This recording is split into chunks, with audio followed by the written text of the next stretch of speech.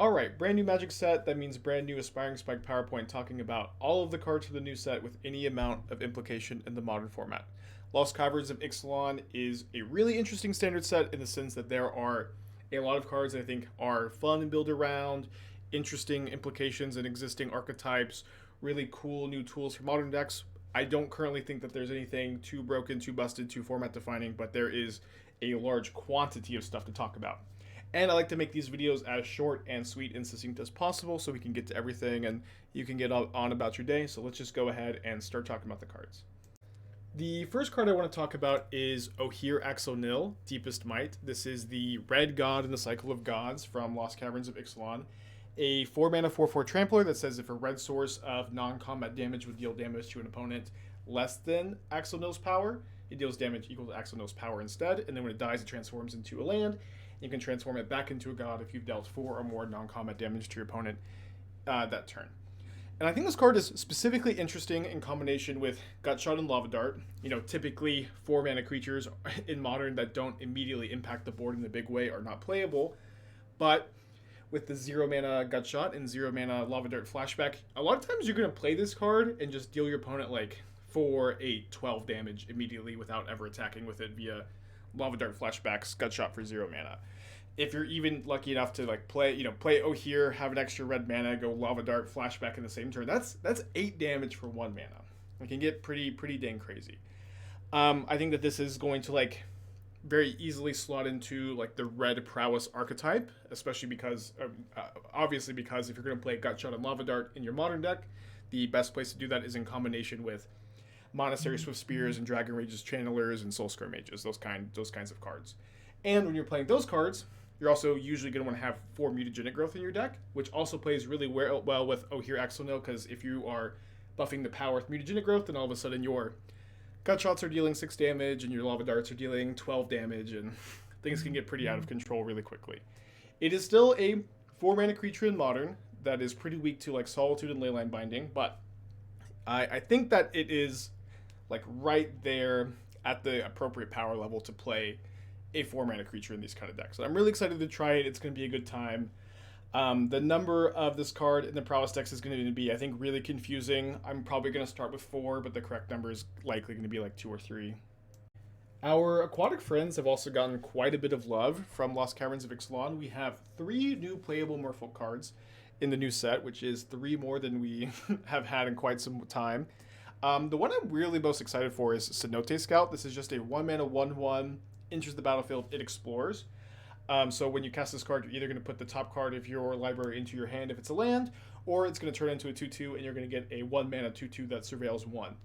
Either of these outcomes is pretty acceptable for a 1-drop in a modern Merfolk deck, a deck that really wants to have a little bit of extra card selection and desperately needs a 1-mana Merfolk that they would like to play on turn 1. Right now they have Tideshaper, which you do play on turn 1 for mana curve purposes sometimes, but for the most part you want to kick that card and turn your opponent's land into an island. And Cenote Scout just like really fills a need that the archetype wanted really badly. And then both Cenote Scout and the next card I'm going to talk about, Deeproot Pilgrimage, weirdly play very well with a brew I've been working on for a little bit recently. I've been playing Pure Stipe Miro, which is an older card, with Elven Chorus, which is a 4-mana enchantment from Lord of the Rings.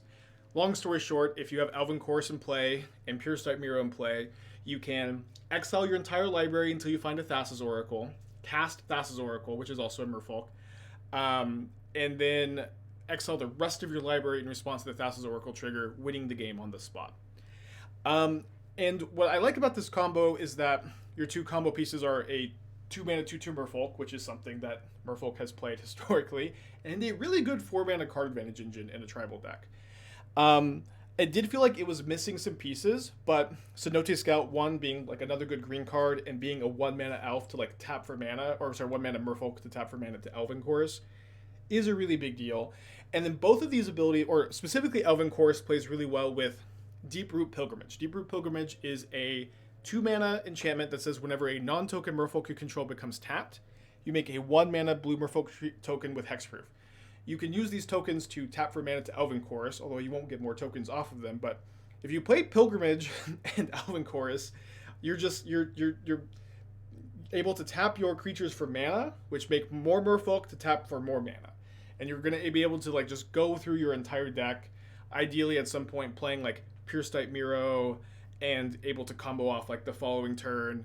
A lot of times what I'll do with this deck too is like I'll exile from the top of my library until there's a subtlety on top, and then I'll be able to like evoke a subtlety from the top of the library, and there's like a lot of cool stuff. And I'm very excited for this deck specifically. This is maybe like the number one deck I'm most excited to try.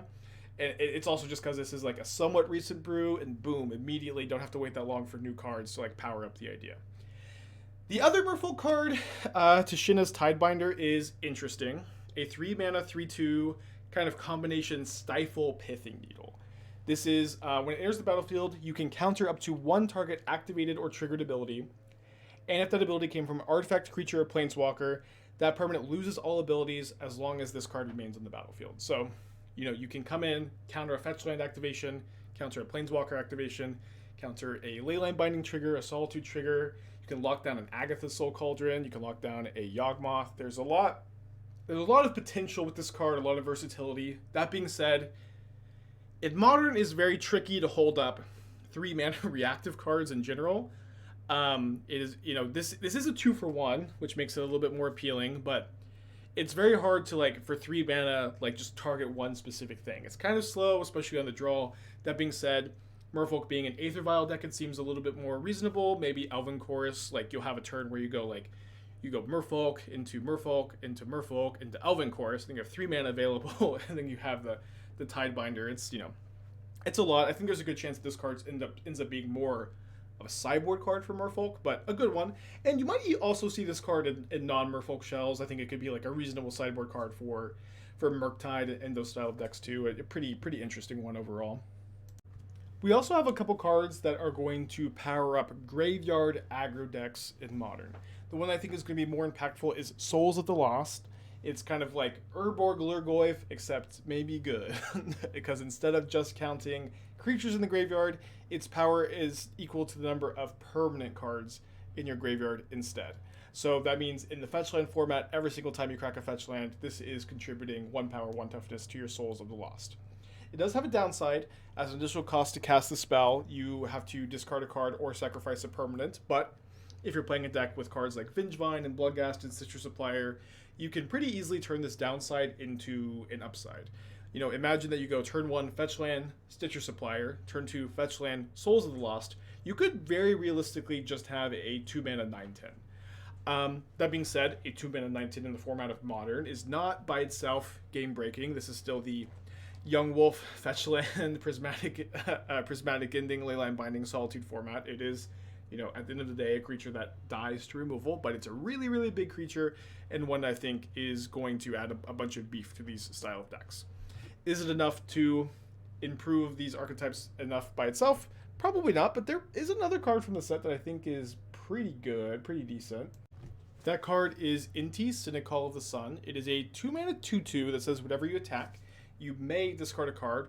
When you do, you put a counter on an attacking creature. That creature gains trample, and you can exile the top card of your library and play that till your next end step. So it's kind of like this weird looter effect where you get to, like, whenever you attack, discard a card and then draw a card, or like Red's way of drawing a card, while also buffing your creatures, you know. And again, if you're playing cards like Bloodghast, Vengevine, good cards to discard, and lots of cheap creatures to attack with, I could definitely see this card being a card you want some copies of. Maybe not 4, but maybe like 2 in like your Hollow One, Vengevine, Bloodghast, Soul of the Lost style decks.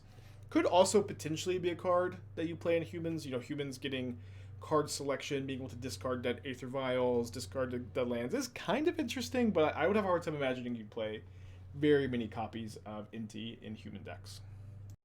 We also have what I believe to be Modern's first, like, generically good 1-mana black creature. We've had a lot of 1-mana black creatures that require a lot of synergy and build around to be good. We have cards like Stitcher Supplier and Carrion Feeder and Asmo that are good 1-mana black creatures. We also have Death Shadow, which requires a good amount of, like, build around too, but also is, like, doesn't really feel like a 1-drop because you could almost never cast Death Shadow on turn 1. And there have been a lot of times over my like deck building career in Modern where I just wanted like a generically good 1 mana black creature, something I can just kind of put in like my kind of like more favorite mid range decks without a lot of deck building around. You know, something like a black Ragavan. And this is to call this black Ragavan is kind of funny, but it has a lot of pros over Ragavan. In fact, I think there's a small chance Scam wants to play this card over Ragavan because it just isn't going to die to a Wrenn and 6 or an Orcish Bowmaster on turn 2 because, you know, you're usually going to be able to go fetch Stalker and it's immediately a 2/2 before these 2-mana spells can kill your 1 toughness creature. Also, you know, so more or less this card is a 1-mana 2/2 menace. If you're, you know, there's so many fetch lands in Modern, Descend is really, really easy to trigger. It's a 1-mana 2/2 menace that's going to get 1 bigger on each of your end-steps. And you can spend 3 mana to sacrifice it and kill something in a pinch. It is also very relevantly a goblin. And, you know, goblins are, in my opinion, a pretty underplayed tribe as is. And that they're a tribe that is kind of lacking sorely in good 1-mana creatures, which this is. You know, Goblin Guide is a good 1-mana goblin, but it's a lot more aggressive than like the goblins archetype tends to like to be. Goblins is like a weirdly like slow, very grindy deck. That being said, I don't know if this card is actually a good fit for that shell, since it's like usually going to be like slower, grindier. You want to have like a kind of painless mana base with like lots of Cavern of Souls and Anti's Hovels, and this making you want to play like a lot of fetch lands is kind of weird. I don't know that this is actually a good goblin card, but it is a good card and it is a goblin.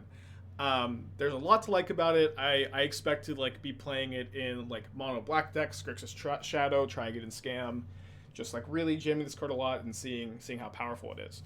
There is another goblin that's kind of similar to the Stalker, Zoyoa Lavatongue. This is a 2-mana goblin. It's a 1-mana goblin that is both black and red. It has Death Touch and it says at the beginning of your instep, if you descended, each opponent may discard a card or sacrifice a permanent, and if they don't, it deals 3 damage to them. So this is kind of like, in some ways, Kroxa, where instead of being a card that you play, get the trigger, and then escape and get the trigger on the enter the battlefield in every attack, it's a 2-mana 2/2 that is just going to trigger on all of your insteps, assuming you're able to descend every turn, which is not too difficult of something to ask in your Modern decks. The trigger is a little bit worse than Kroxa's trigger, where your opponent is only going to take the damage if they discard if they don't discard anything or sacrifice anything, and it's also worse because it gives your opponent the option to sacrifice something. That being said, it is going to come down and trigger the turn you play it most of the time, and it's going to trigger every single turn after that and be kind of annoying for your opponents to deal with. Is this card good? I think it's very, very close. I like that it's both black and red and pitches to Fury and Grief. I could definitely scam being interested in playing like 1 copy of this card if Stalker ends up being good enough and you're jumping through a lot of hoops to enable it. I could see this card like really overperforming for me too. I could see a more aggressive Goblins aggro deck that is a bit more focused on Descend existing with the combination of these 2 cards. So the Stalker is like a really exciting, interesting Modern card. Lavatongue is like a little bit more borderline, but a card I wanted to talk about together since they do kind of a similar thing and they are both goblins. Also notably, the Stalker has +1 counter synergies, is a goblin, has an activated ability, so there is some potential Agatha's Soul Cauldron potential there too. Next up, we have Cosmium Confluence and the various caves that this card is capable of tutoring out. I think at first glance, Cosmium Confluence is a pretty innocuous card. It is a 5-mana sorcery, it puts lands into play. How good could it really be? But after chewing on it a little bit more, I think this card is actually going to be very good. Potentially very, very good in Amulet of Vigor shells. So let's break it down first. Like all the other Confluences in Magic's library, it is a modal spell with 3 modes, and you can choose the same mode more than once. The 3 modes are, the main one is, search your library for a cave card, put it onto the battlefield tapped, and then shuffle. This is what you're really going to be building around with this card. But you can also awaken a land by putting 3 counters on it and giving it haste. You can do that mode 3 times and have a 9/9 haste, which you might do more than you expect. And you also have the super relevant mode, destroy target enchantment. Destroying enchantments is maybe more relevant right now than it ever has been in Modern's history. Killing Up the Beanstalk, Urza Saga, Leyline Binding, Dryad of Elysian Grove is all really, really nice to be able to do incidentally. That being said, I think this card is, again, it's going to go in Amulet of Vigor Shells. I've done a lot of brewing with like non-traditional Amulet of Vigor Shells and modern builds that are not just your usual Amulet Titan, Haste, Double Striker Titan, those kind of builds, but more so like leaning in on Lotus Field and ramping into stuff like Golos and Escape to the Wilds, this kind of stuff, like kind of comboing off over the course of a big explosive turn. And what's very exciting to me about Cosmium Confluence is the ability to get Echoing Deeps to copy a Lotus Field.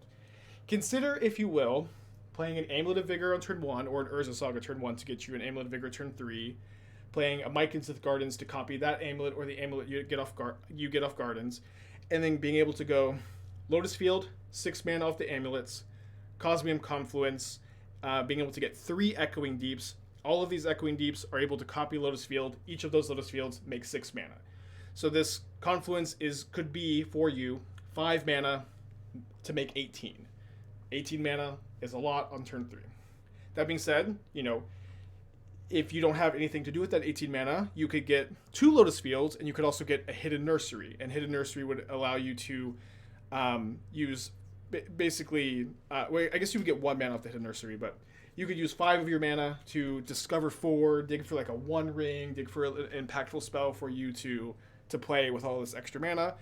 Maybe you just have tons and tons of mana because you are a Amulet of Vigor deck. You could use Confluence to get 3 Hidden Nurseries and discover 4 3 times. There's a lot of like potential with this card, but I really like that it can be both explosives amount of mana and also like cascading for multiple times, disenchants, big hasty elemental. It just kind of does a lot. It's also a 5 mana spell, so if you have Up the Beanstalk in your deck, which I do in some of these builds, triggers Up the Beanstalk, which is more and more relevant these days. There's a couple other caves you'll probably play in your Confluence deck. Volatile Fault, which is a cave that is like a Field of Ruin that lets you interact with opposing land decks. You might somehow want to play Sunken Citadel in your deck and like be able to like activate Urza Sagas, and we have a next slide a breakdown of everything Sunken Citadel can do, but this is on your radar of caves you can get. I think it's mostly going to be these 4 caves that you're choosing to get off Confluence. So I'm excited about this. This is a card that I think is just, again, it looks so innocuous at first, but you can do a lot with it, and it's powerful, it's versatile, and it triggers Up the Beanstalk, which is kind of exactly where you want to be in Modern right now. One more thing I want to note about Echoing Deeps, I think it's really cool that if you don't have this enter as a copy of a land card in your graveyard, it does enter untapped, and it taps for a colorless. So I love that this card can cast Amulet of Vigor turn 1 while also being like a tap land, bounce land type effect if you have a Lotus Field in your graveyard or a bounce land in your graveyard. I think that's really cool and like really important for like this card actually making the cut in a deck like this. Like I kind of mentioned briefly last slide, we also have the cave Sunken Citadel. It's a land that enters the battlefield tapped. As it enters, you choose a color. You can tap and just add 1 mana of that color whenever you untap with this land, or you can add 2 mana of that color. But that mana can only spend to activate abilities of land sources. So anytime you have a land that's capable of making 2 or more mana, it's something you should look at, analyze, see if this is something you can exploit. At the moment, I don't really think that Sunken Citadel is going to be a particularly good Modern card. That being said, there are a lot of like very interesting things you can do with it that play well with existing good Modern cards. You can cycle your Triomes and other cycle lands for 1 less mana. You can activate Field of Ruin with the 1 tap of a land, activate Urza Saga with 1 tap of a land, activate Thespian Stage with 1 tap of a land, and Thespian Stage is not a card you see a lot in Modern, but it, copying copies of Lotus Field, copying Urza Saga can also be pretty good.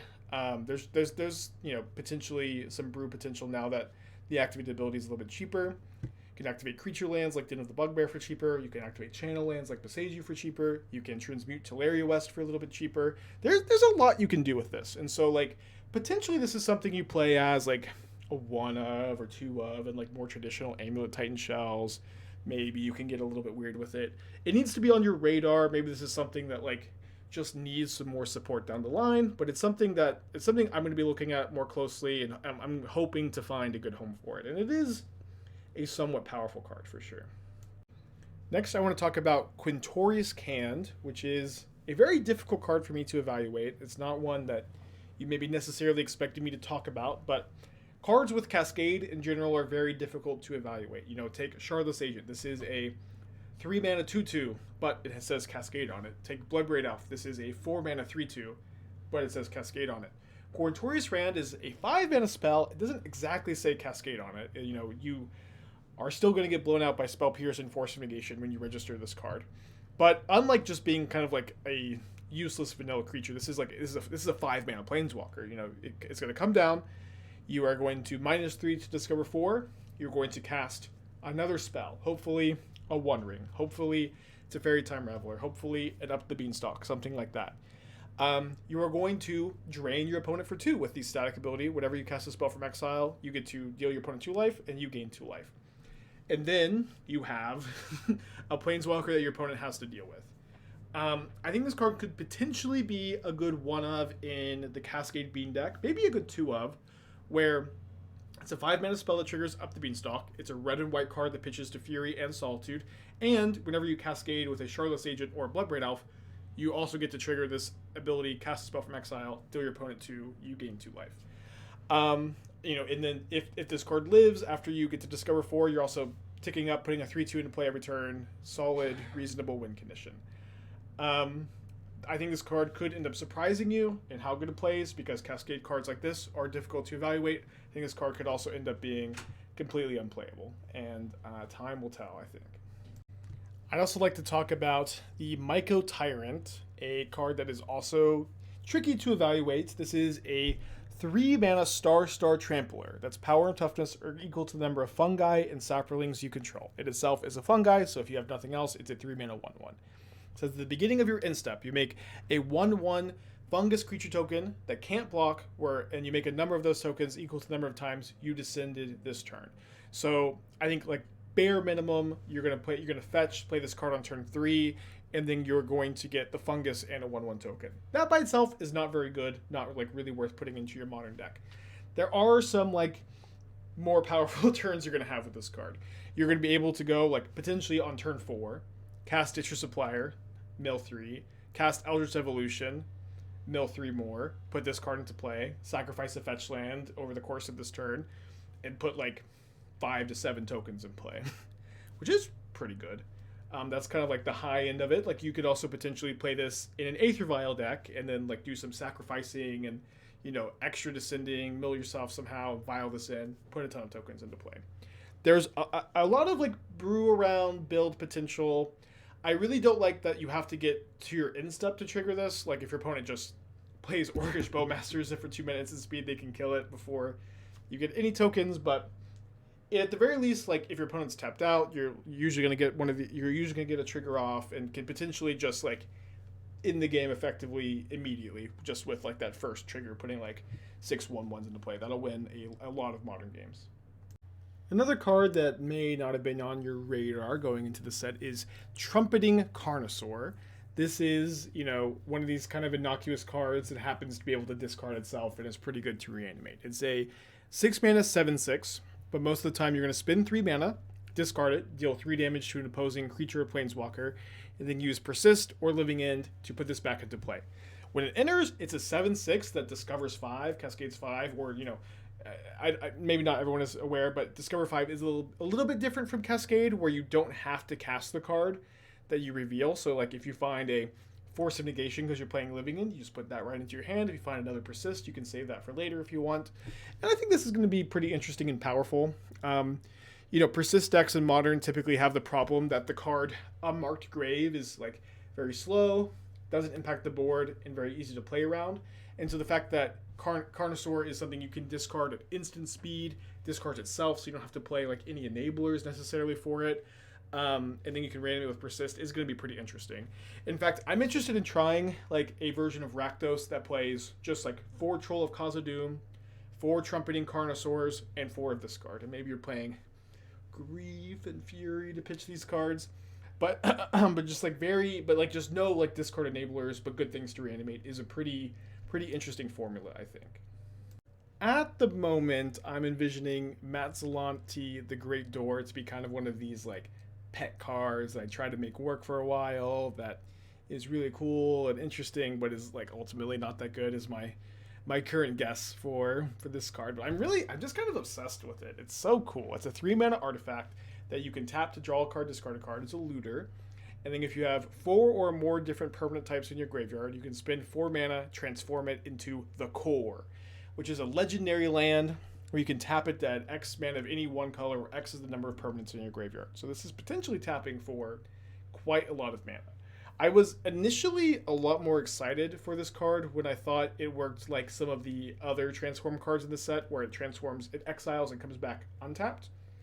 It's my current understanding that this transforms still tapped, which means that you're not going to be able to tap the Core immediately for mana, which makes the card much worse and more of like a kind of pet card brew around potential. That being said, I think it's kind of interesting in Tron shells, where you can use this as like a card filterer, and you can use this as a way to get access to big amounts of mana if your opponent blood moons you. And I think it's like weirdly interesting with Wilderness Reclamation decks too, where you get to play this card, you get to like loot your Wrenn and 6 and your Leyline Binding and your like Shark Typhoons and your types into the graveyard, and then you can spend 4 mana to transform it, untap it with Wilderness Reclamation, and just have tons and tons of mana. Again, not very high hopes for this card, but it is like maybe the number one card that I've just kind of been obsessed with when I've been brewing decks over the last couple weeks. I also feel obligated to point out that Volatile Fault is another like Ghost Quarter effect with Lead and Arbiter. I don't expect to be doing this. I don't expect it to be great like most Death and Taxes decks, but it is something, and it is something I will not be doing probably. We also have a brand new cycle of ally color creature lands, which is both really cool. Like, I think the majority of these are better than their original versions, better than the first ally color creature lands you saw in World Wake. But I cannot tell you the last time I wanted to play one of these in a deck. Maybe the last time was Lava Claw Reaches because it comboed with the turtle in the last set, but when I'm building my mana bases, I just don't want tap creature lands. I want like the untapped ones from the Innistrad set, like Den of the Bugbear, Hall of the Storm Giants, if I want any. But there's also just like lots of other really good utility lands. So, in some ways, these lands are better than they've ever been because they're more powerful than they've been. But they're also like worse than they've ever been because you just almost never want to play these cards. So, kind of nice to talk about them a little bit, but you probably cannot expect me to register many copies of these cards, although I would love to.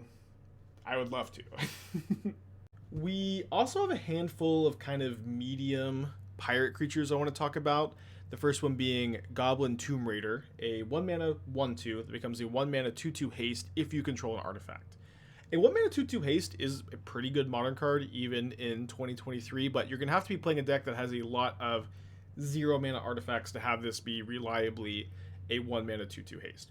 There is an aggro deck in Modern, the Kadotha Rebirth, Gleeful Demolition decks that do play a lot of 0-mana artifacts and also care about goblins as a tribe a little bit. If they sometimes they play Goblin Grenade, and I think this card could be a really good fit in those kind of strategies.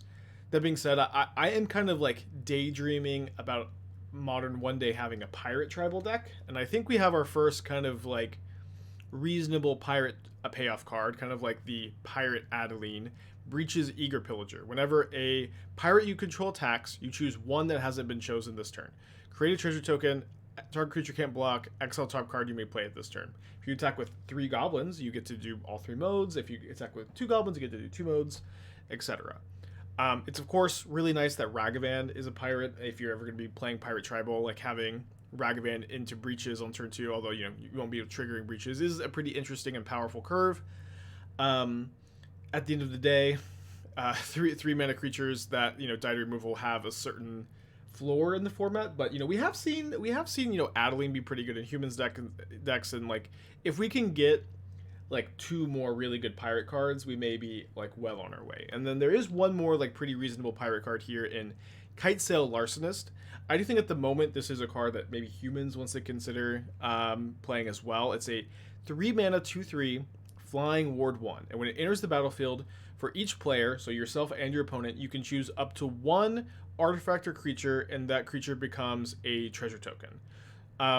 and until this card leaves the battlefield. And so it's basically like a Fiend Hunter type effect, right? Where you are playing a creature that is going to disrupt your opponent's permanents, but if they remove the creature, that permanent comes back. What's cool about this is that it affects any artifact or creature on your opponent's side of the field, so it's not just creatures like we usually see these effects be. And it has ward, so it's like in flying, it's like a little bit harder to deal with than a lot of these kind of like 3 mana Fiend Hunter type effects we've seen in the past. It also has a little bit of extra utility, like you could turn potentially a Aether Vial that isn't helpful to you into a treasure that you can sacrifice to double spell on a turn. Is that super likely to happen? Not really, but there's a small amount of extra equity there. You could be building this less in a human shell, more in a shell with artifact synergies also. There's a lot going on with this card. It's going to be one that I really won't know exactly how good it is until I cast it a couple times, and the power level on it is certainly kind of fringe. You're going to be playing it in like humans, maybe in the sideboard, maybe in the main deck. Maybe one day we get a Pirate Tribal deck, we can play some Kitesail Larcenist, but it is a card that I have on my mind at the moment. Kellan, Daring Traveler is another one of these like weird new tribal deck cards you might end up playing sometimes. Also, I don't know how this happens. It's a human and a fairy. I don't know what's going on in Ixalan that Kellan, Daring Traveler is both, but I feel like I've never seen a creature be both a human and a fairy. It's a little weird to me, but pretty cool. So what I like about Kellan is that the card is just pretty good to cast as a creature in these tribal decks. It's a 2-mana 2/3. Whenever it attacks, reveal the top card of your library. If it's a creature card with mana value 3 or less, you put into your hand. Otherwise, you may put into your graveyard. So it's kind of like Inverse Explorer, right? Where if you reveal a creature, you get to put the creature into your hand. But if you reveal a land, you can put that into the graveyard, and you don't get the counter. Card is only 2 mana, and it's a source of like pretty reasonable card advantage for a tribal deck that is playing almost exclusively creatures. If you get some attacks in with it, I think because it's a 2-drop 2/3, you're pretty likely to get some attacks in with it. And it also has like a pretty reasonable adventure. The adventure only costs 1 mana. 1 mana, make a map token. You can sack that map token to explore, which potentially gives you some selection or card advantage as well. I think mostly if you're going to put this card like in humans, you're not going to journey on very often if you have a more powerful turn 1 play. This is mostly just going to be like, I have an extra mana, this is going to fill out my mana curve on turn 1 or turn 3. But that is some nice added equity. I do think if I was going to play humans in Modern right now, I would be pretty interested in playing like 1 or 2 copies of this card. Humans is a deck that I think is okay in Modern. I've tried a few different versions recently with Questing Druid that have been okay. Maybe we could play Edgewall Innkeeper, which is also human, and get some like adventure synergies going on in the humans deck if we get like 1 more good human adventure creature someday. I don't think that Kellan being a fairy is super relevant, but I think it is notable that this is the first like kind of modern playable fairy we've seen in a long time, and Spellstutter Sprite continues to be an incredible card that just has no support. Incredible tribal card, no support. Very difficult to play it in a deck of all creatures, but we have Kellan, we have Spellstutter Sprite, we have Unsettled Mariner. Maybe in like a couple years we'll be on our way to like a Bant Fairies deck, and that sounds like it could be very, very fun. So high hopes for this card. Hope it ends up playing as well as I think. At the end of the day, the floor on a 2-mana creature is in Modern, with how efficient the removal is kind of low, but you also have the adventure to recoup that card disadvantage, Violet at end of turn to try to like get a card immediately. I have hopes for the card for sure. There's another pretty interesting, powerful card advantage engine creature in Lost Caverns of Ixalan in Akal Pakal, first among equals. This card is really interesting to me. It's a 3-mana 1/5 at the beginning of each player's end step.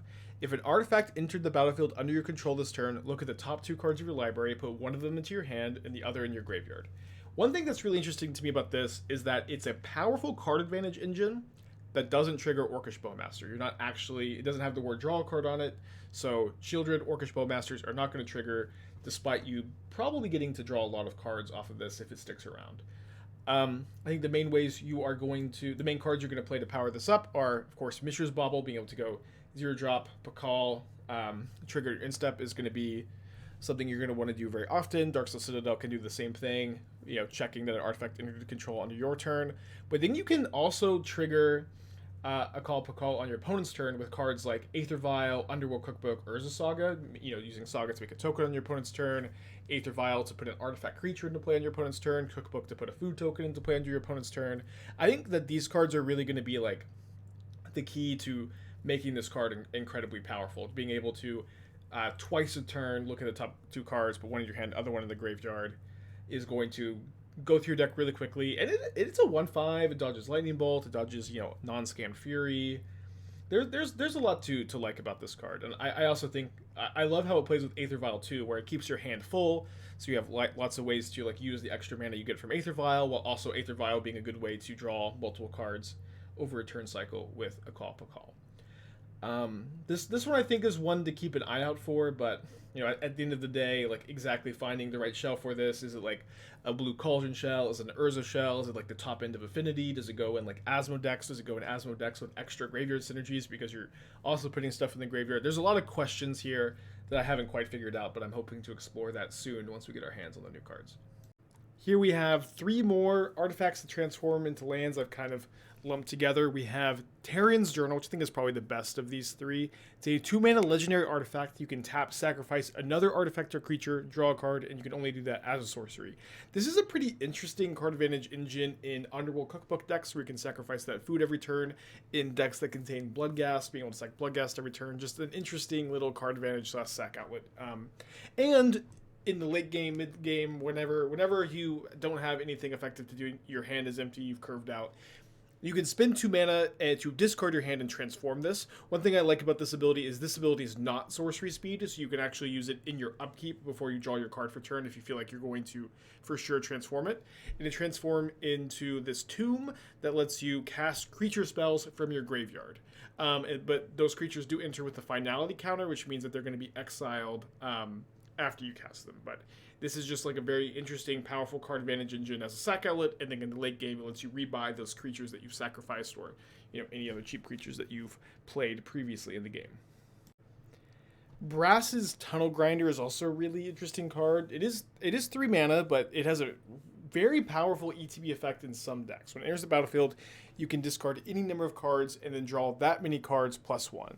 And I'm mostly thinking about putting this in Dredge potentially, probably not as a 4 of, but if this comes down and you are able to discard, your entire hand, 4 or 5 cards, draw 5-6 cards, and then dredge that many times, it's gonna basically end the game immediately. You're being able to, this is I think the first effect of its type for 3 where you're able to discard your hand and then draw that many cards. Usually these kind of effects, either you put the cards on the bottom and then you draw this many cards. The fact that you're discarding them is very interesting. It is a little clunky being at 3 mana. I think if Simian Spirit Guide was still legal, this card would be a little bit more interesting, but it's a card that's on my radar. It's a card that may also end up playing better than it looks, especially because it transforms pretty quickly. So it transforms once it has 3 counters on it, 3 boar counters on it. And you get a counter every time you've descended on a turn. So you always, if you discard anything, the turn comes down, that's the first descend. And then 2 turns later, it's going to transform into the Searing Rift, which allows you to discover X whenever you cast a permanent spell using mana produced by the Searing Rift. So it gives all of your things Cascade. I think that this, it's pretty slow. Let's say we play this in a fair deck, and it's not going to transform until your instep on turn 5, so it's really not online till turn 6. Hard to really think that this is going to be a good engine in a fair deck. You're really going to have to play this in something with a lot of graveyard synergies, but I'm really hoping that there is a good shell for this.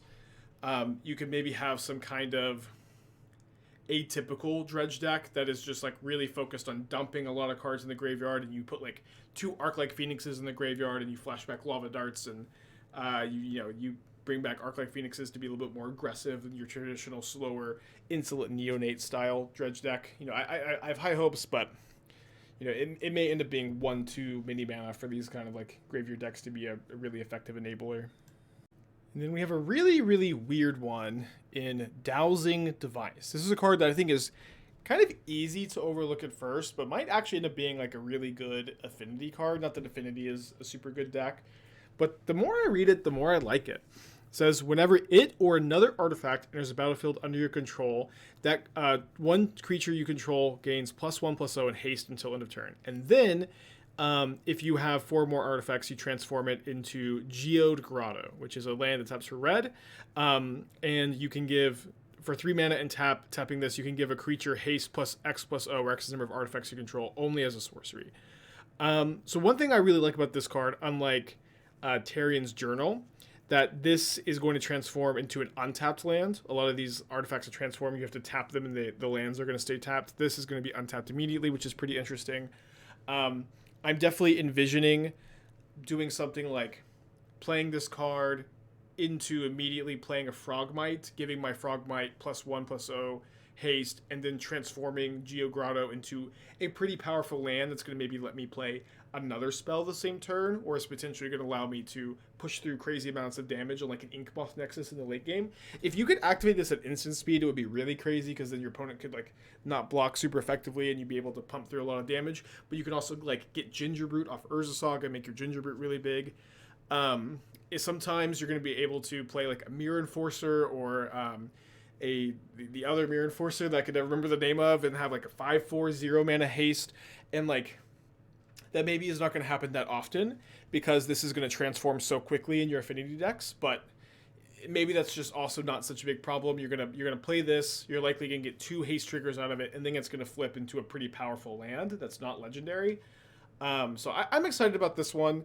It's also red, so like maybe this is going to push you into like a Galvanic Blast, Shrapnel Blast build of affinity. I think that this is a good affinity card, but affinity is probably still just not that good of a deck. Is going to be the problem with this, but I'm very excited to cast it. So Rakdos gamers get a new good removal spell. It's not necessarily the most exciting thing when a new good removal spell enters the modern format, since it's like you're not really building a deck around this removal spell. This is like something you're going to play in your Rakdos and Grixis decks and enjoy it. Molten Collapse is a 2-mana sorcery that says you can choose one of these 2 modes, or choose both if you descended the turn. So if you have Revolt, if you select a fetch land. You can destroy a creature or planeswalker, or you can destroy a non-creature, non-land permanent with mana value 1 or less. That non-creature, non-land permanent with mana value 1 or less, that's a bigger group of cards than you might expect. It hits stuff like Colossus Hammer, Amulet of Vigor, Sigarda's Aid, Expedition Map, Pithing Needle, just to name a few. And to some extent too, Dreadbore. This is Dreadbore, but strictly better. This is Dreadbore that can hit more things, and it has like the upside of hitting 2 things at once.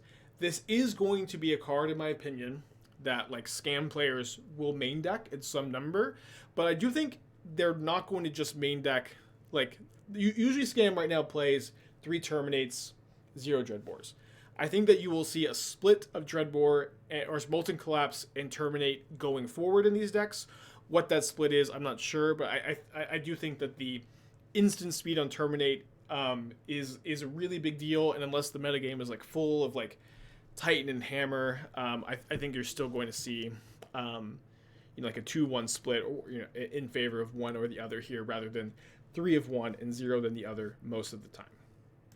Okay, and then Wail of the Forgotten is a card I definitely want to talk about. It's a card that is super hard for me to evaluate, and I think likely won't find an existing shell that's good, but it is possible that this card ends up being a good modern card. So this is a 2-mana sorcery with 3 modes.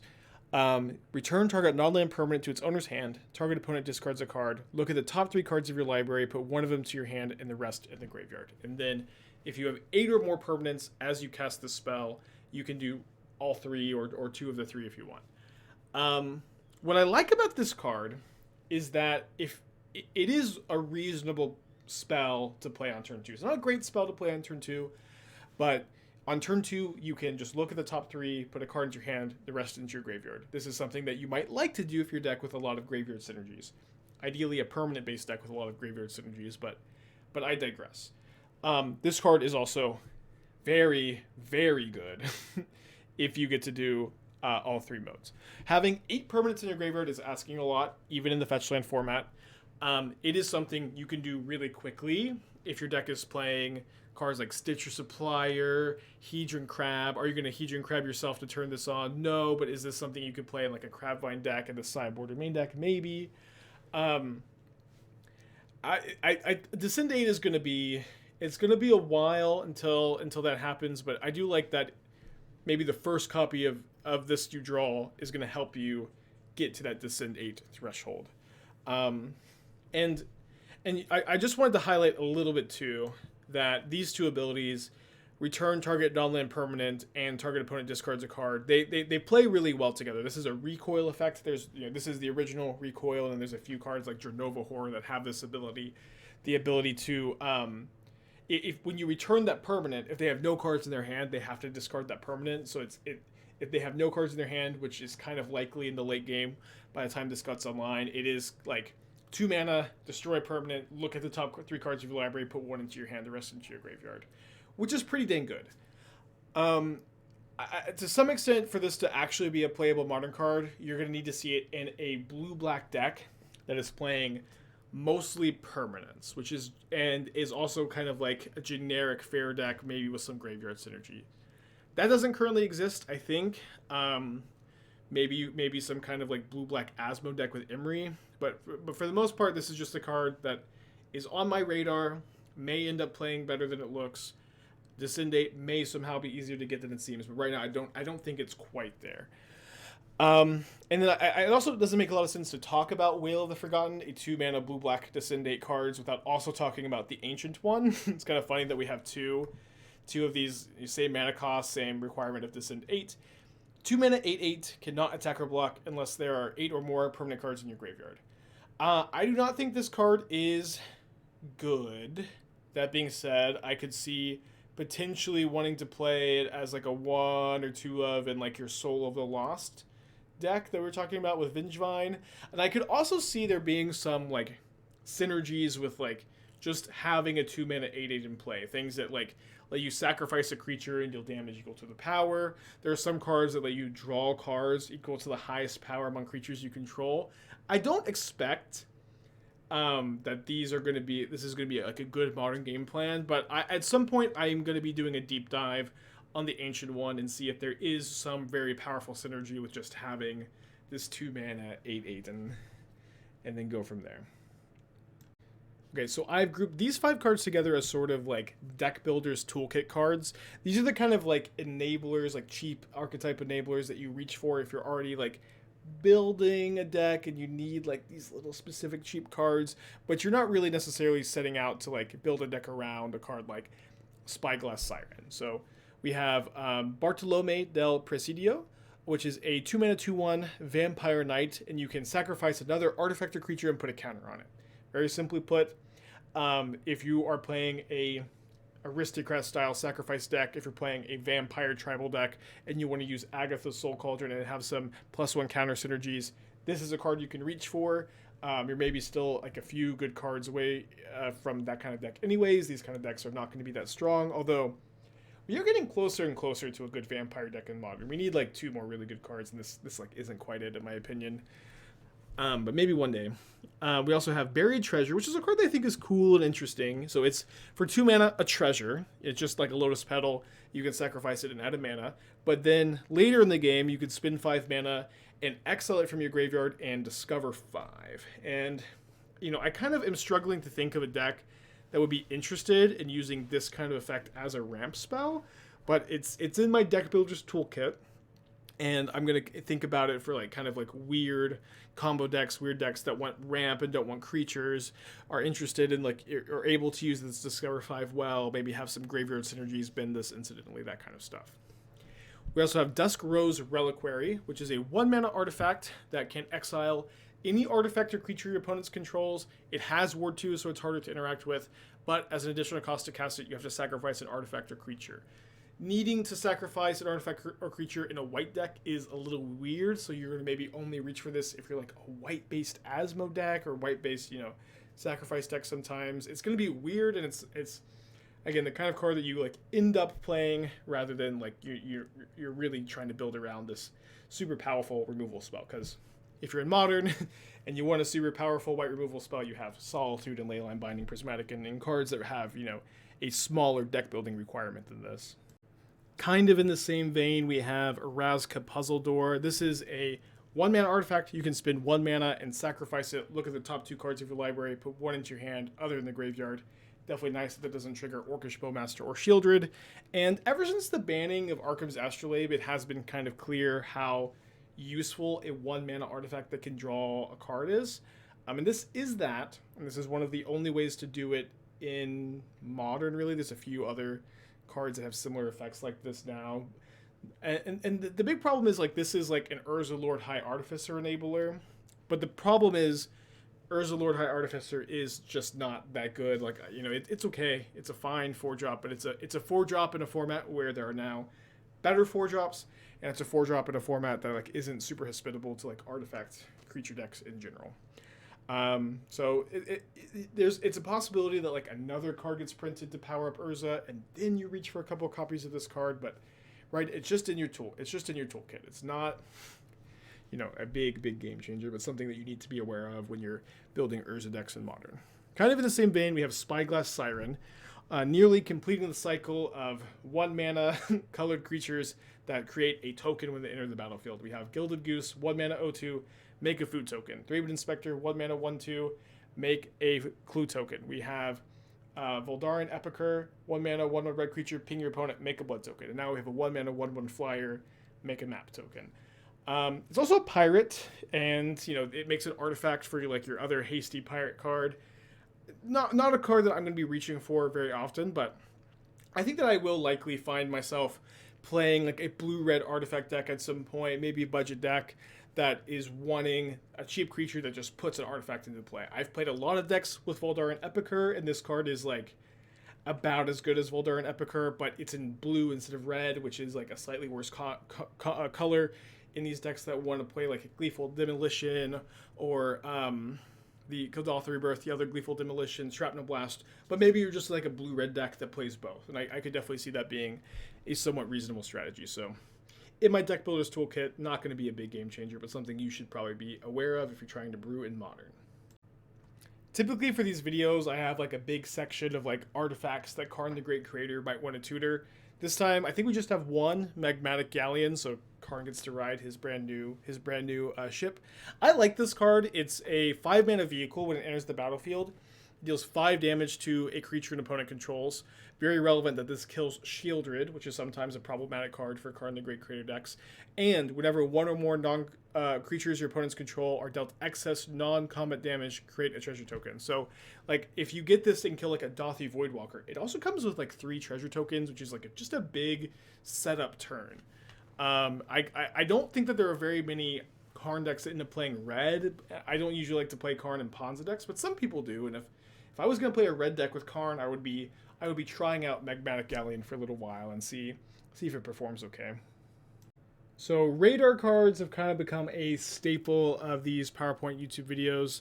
These are cards that I think are right on the cusp of playability, like just like a little bit, but like, there's some cards earlier in the PowerPoint that are on the cusp, but I think that they are cards I'm going to be brewing with and playing with, and I think maybe powerful enough. These are cards that after chewing on them for a while, thinking about them, I think they just are not currently playable.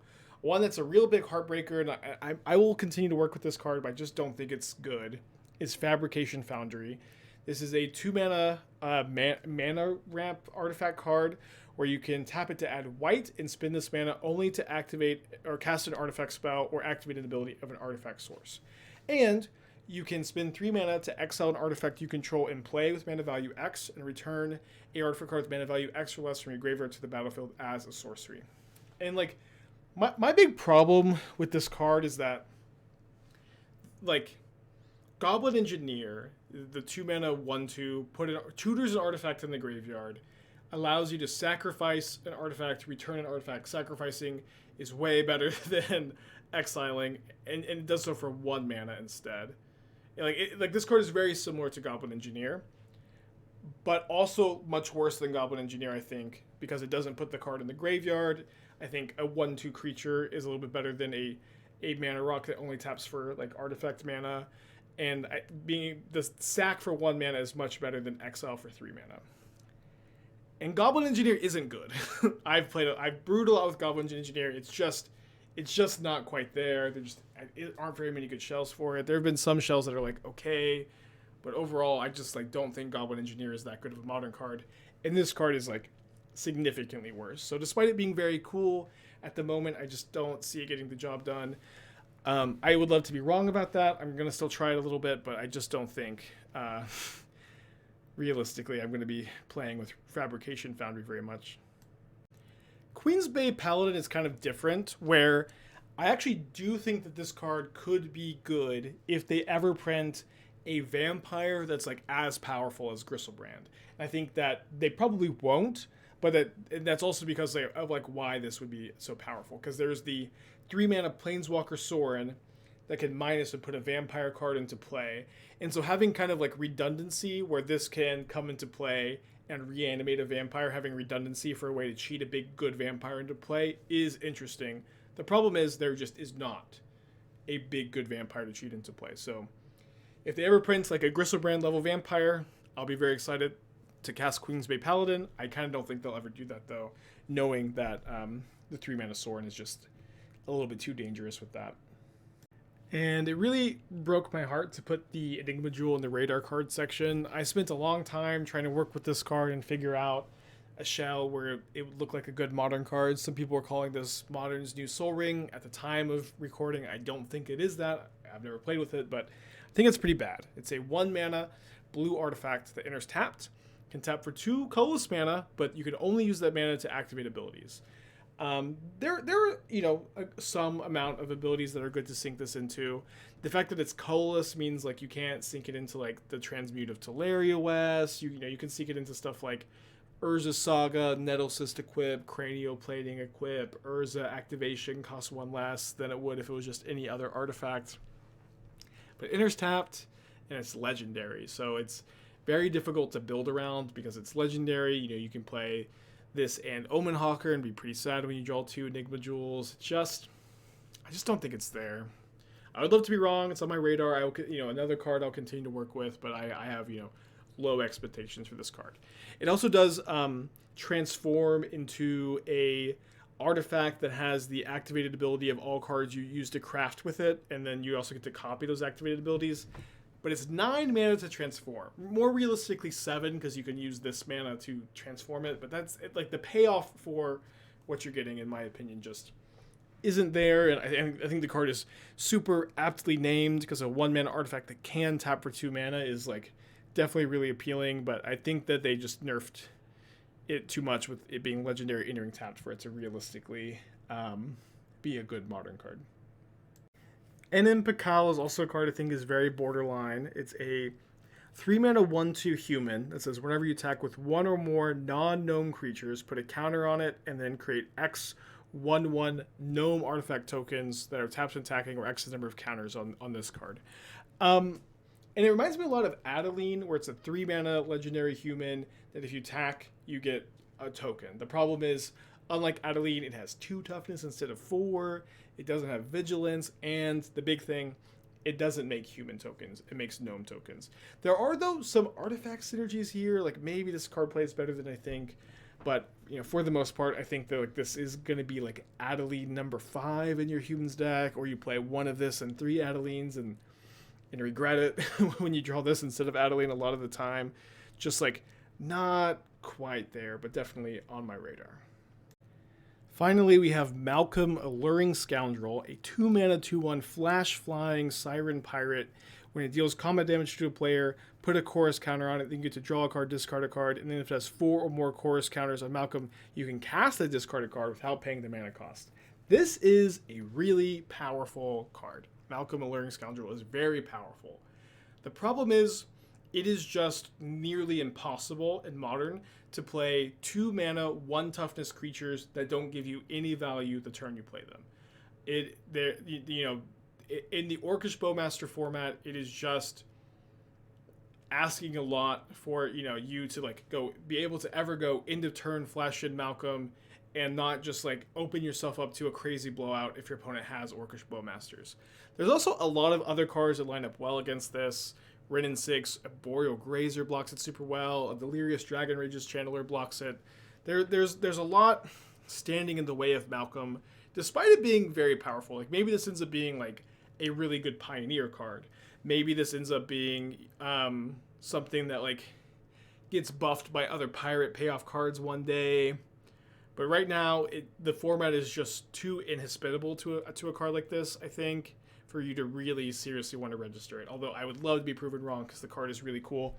It is also possible you could like side this in some matchups where your opponents just don't have these like kind of blowout style cards. But to be honest, like those matchups are kind of few and far between these days. While important to talk about, sideboard cards are kind of boring. They're good to get in your repertoire for your brewing, but they're really like far from the most interesting thing when it comes to cards in a new set. This set, there's only like 2 of them that I found that I think are like good sideboard cards.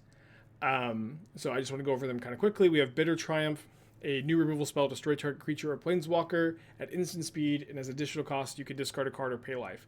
This is not a card I think you're going to want to main deck in Death Shadow. I know people get very excited about the lose 3 life.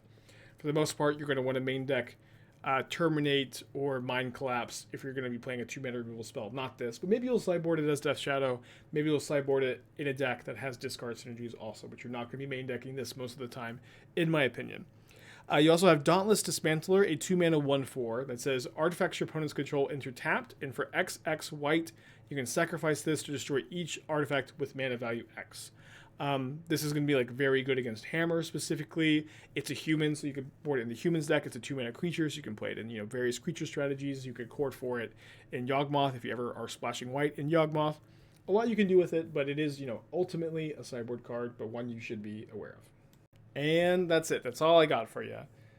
There's a lot to talk about in this set. Again, nothing super mind-blowing, but a large quantity of cool new cards to brew with, which is like exactly what you want from a standard set. Not anything that's going to break the modern format, but lots of cool new stuff to try. And that's definitely what we're seeing, I think, with Lost Caverns of Ixalan.